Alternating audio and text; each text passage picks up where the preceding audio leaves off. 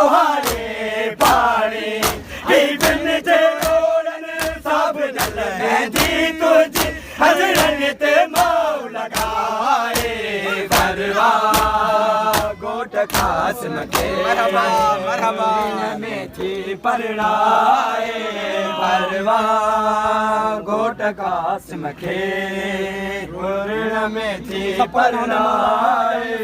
परवा गोट कासिम के में थी परणाए अरे हरम सा भेड़ करे थी जी जल बन के मोड़ बधाए परवा गोट कासिम के रोयो ऋण में थी परणाए परवा गोट कासिम के रोयो ऋण में थी परणाए हाय गुरबत जे आलम में रब रे साणी लाए के मन में रहो बचड़ा कोहाने पानी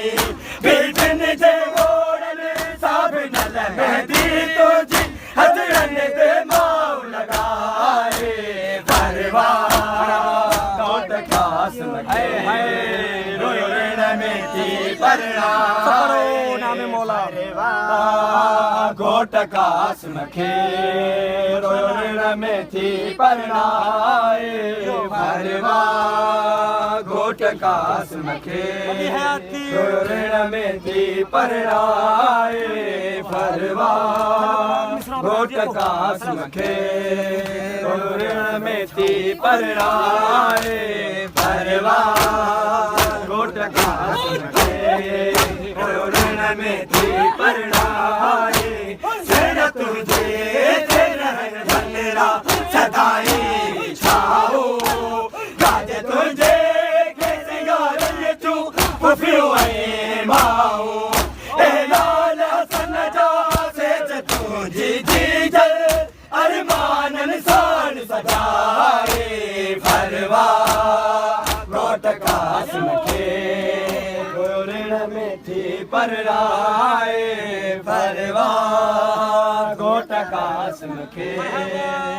ऋण में थी परणाए परवा गोट कासिम के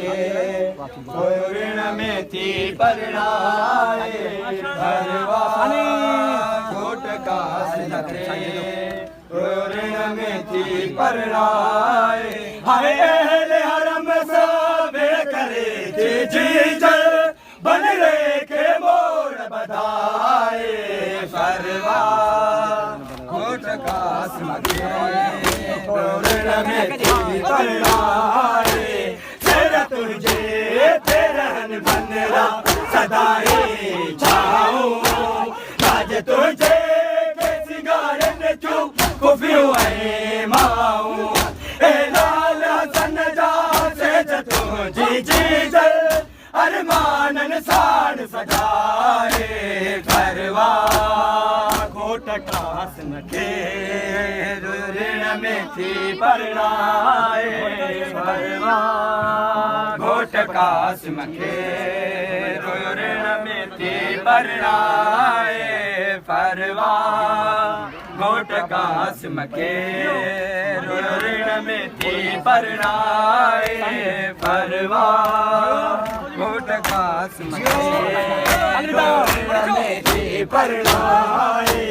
गोट गोड़न जे सुबन साई जियो टुकड़ा रुली हसरत मयर में है मेहंदी सहरा शबीर मोरा चोटी दे टुकड़ा बन रे जा पयो गठड़ी मंच समाए